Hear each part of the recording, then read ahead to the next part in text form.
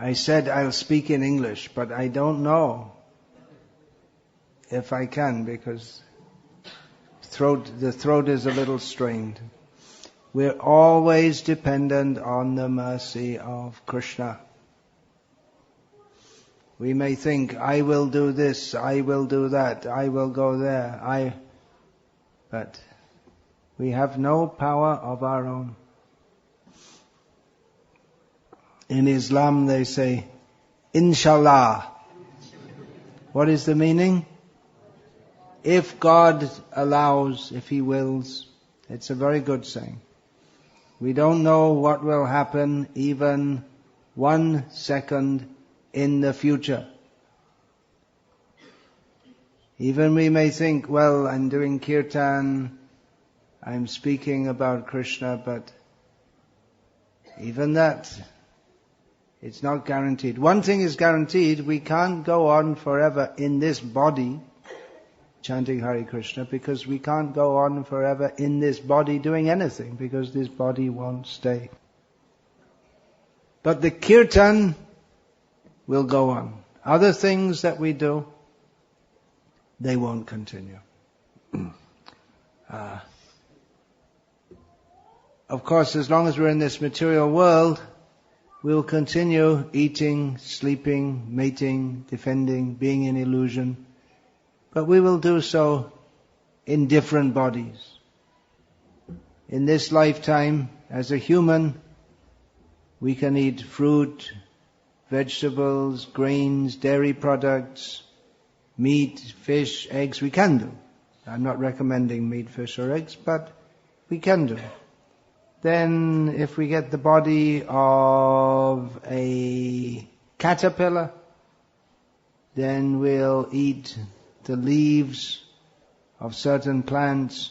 If we get the body of a pig, they'll eat all kinds of horrible things. Crows eat all kinds of horrible things. Here in this life we may sleep on a bed. The dog sleeps in the street. We don't see street dogs here in Kuwait, but there are many wild cats just running here and there. So they just sleep here and there.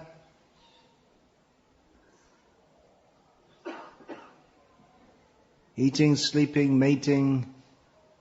Humans have sex, the snakes, the frogs, the camels, they all have sex. What about porcupines? How do they do it? Anyway, let's not try and find out by getting another body. Eating, sleeping, mating, defending. We identify with this body, we think, I have to protect myself physically or from insults of others. Nationally or locally, socially, we have police to protect us from villains. Nationally, there are armies to protect against other armies who may want to take over the country. So the defending propensity is there. In humans, in dogs, you'll see they'll snarl at each other and bark at each other. Cats, at night, sometimes they make all kinds of ghastly noises, fighting each other, threatening each other. So eating, sleeping, mating and defending will go on life after life, but not exactly in the way that we do now. Now we may go to the store and purchase some food, and the cat jumps in the garbage cans. Here in Kuwait, you see the big garbage cans on the side of the street. Not even cans, they're dumpers. And the cats jump in and find something that someone's thrown out. They get their food. Somehow or other, by the grace of God, they get their food. So eating, sleeping, mating and defending, that will go on in every species of life, in different forms. But it's sure that the body will change. Jatasya hi dhruvang mrityu, druvang janma mritasya cha. Everyone who is born must die. Everyone knows. What everyone doesn't know is that everyone who has died must be born again. So the kirtan, not everyone does kirtan. But those who do kirtan, they will continue to do it. Those who perform kirtan for Krishna, they are guaranteed at least they won't get an animal birth. They won't go down. They'll get a human birth and an opportunity in the next life to again perform kirtan, glorification of Krishna. So kirtan will continue, and the devotee's aim is that the kirtan will continue and carry them all the way to the spiritual world where there's no birth or death or old age or disease. There's kirtan, there is dancing, all nice activities directly in the association of Krishna. Sugita nartana shabha shaki gana tushiche jugala dhane. In the spiritual world of Vrindavan, there's very nice singing and dancing by the gopis for the pleasure of Radha and Krishna. So that goes on eternally. But in this material world, we cannot expect anything to continue. The material body, even if engaged in Krishna's service, will decline. Of course, the body of someone who takes to Krishna consciousness becomes spiritualized. That means that the body of a devotee is fully engaged in Krishna's service, so such a person should not be seen like an ordinary materialistic person. Eha yasya harer dasye karmana manasagira nikilasyapyavasthasu jivan muktas uchyate. A person who engages mind, body and words in the service of Krishna, even in this world, who engages in all circumstances in Krishna's service, is understood to be liberated even in this life. But the body continues to act in many ways like an ordinary material body. The devotee is fully under the protection of Krishna. Mahatma anastumang partha daiving prakriti mahashritaha. The devotee takes shelter under the spiritual potency of Krishna. Devotee is not under the material potency. But it appears like that. Otherwise, if by chanting Hare Krishna, one immediately got a four-handed form and floated off to Vaikuntha, then those who are, or if devotees were completely free from, just by chanting Hare Krishna, they'd get free from all material difficulties, then many insincere people would also take to devotion, but not really devotion. They don't really want to give themselves to Krishna, which is the meaning of bhakti, but they want to get something from Krishna. So Krishna arranges that we are tested in various ways. Our faith in Krishna, will that decline if I have some difficulty? Will I think, oh, now I'm getting sick, so Krishna isn't looking after me? If we're very healthy, we should think Krishna is looking after me so that I can perform His service. If we're sick, we should think Krishna is giving me a test to see how is my faith and to see if I can continue in bhakti despite all difficulties. So the decline of the body is inevitable. And we shouldn't think that now in doing bhakti, all problems will go away. But actually they do all go away.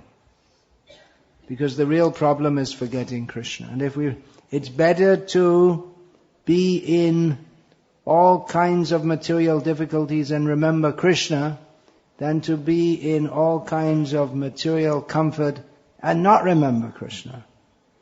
Because by remembering Krishna, we are fully happy, even amid various difficulties. But by not remembering Krishna, even if we have all opulence, all bodily strength and health and all popularity, which is practically impossible. We don't see anyone like that. The position of topmost material happiness is that of Indra, Devendra, the king of the gods of heaven. But he's also in anxiety. There's no actual happiness in this material world. The only happiness is remembering Krishna. But that means we're not really in the material world. We're in spiritual existence. So as we always say, chant Hare Krishna and be happy. And if we actually chant Hare Krishna, then we'll be happy.